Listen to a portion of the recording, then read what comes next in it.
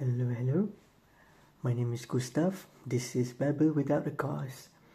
This week, I want to share with you that I've just learned there's only 3 kinds of amphibians in Ireland. The first one is the smooth newt, and then the natterjack toad, which is currently endangered, and the rarest out of the 3 amphibians can be found in Kerry, can be found in Wexford, and the last type of amphibians in Ireland is the common frog. When talking about frogs, I am reminded of that myth of the frog prince. So if you don't know about the story of the frog prince, my memory of it is that a long time ago there was a princess who was playing with a golden ball, and the princess accidentally threw the ball too far and it landed into a pond.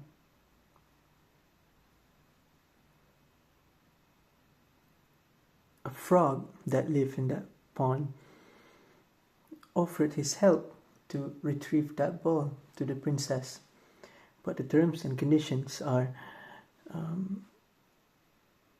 she has to firstly bring him food, and she also have to let the frog sleep with her in her bed. The princess didn't think too much about this and agreed. So the frog went and retrieved the ball, but the princess left. The frog then showed up to the king and told him everything. This then means marriage. The princess had to marry the frog. And because the terms and conditions are fulfilled, the contract is binding. So the princess had to agree to marry the frog. At the night of the marriage, when the frog came inching closer to the princess, in one version of the story, she picked up the frog and threw it, slammed it across onto the wall. In a famous version of the story, the princess kissed the frog, and in both versions, the frog turned into a prince, and they live happily ever after.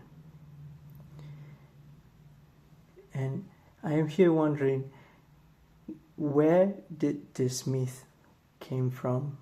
Because if this frog and this princess were in a French culture or in a Chinese culture, he would have been cooked. There is a popular cuisine, I cannot pronounce the word, in France with frog legs. And I also remember when I was a child, my mom saw a chef preparing a big frog to cook, and she had a very high aversion to that TV show, and she didn't find it very appetizing. It was a very traumatizing TV show. Yeah, I'm thinking, if the frog has ended up in a French or Chinese culture, it wouldn't have been a happily ever after affair.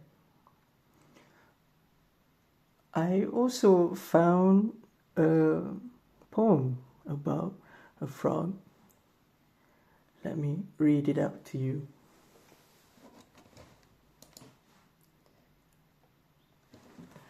The Frog by Hilary Belloc. Be kind and tender to the frog, and do not call him names, as slimy skin, or pollywog, or likewise ugly James, or gape a grin, or toad gone wrong, or Billy bandy knees. The frog is justly sensitive to epithets like these. No animal will more repay a treatment kind and fair. At least so lonely people say who keep a frog, and by the way, they are extremely rare. So that's my update for this week. Thank you for listening. I hope you enjoyed my company, and see you next time, because there's so much to do, but there is not enough time, and hopefully we'll get to meet again. Thank you. This is Babble without a cause.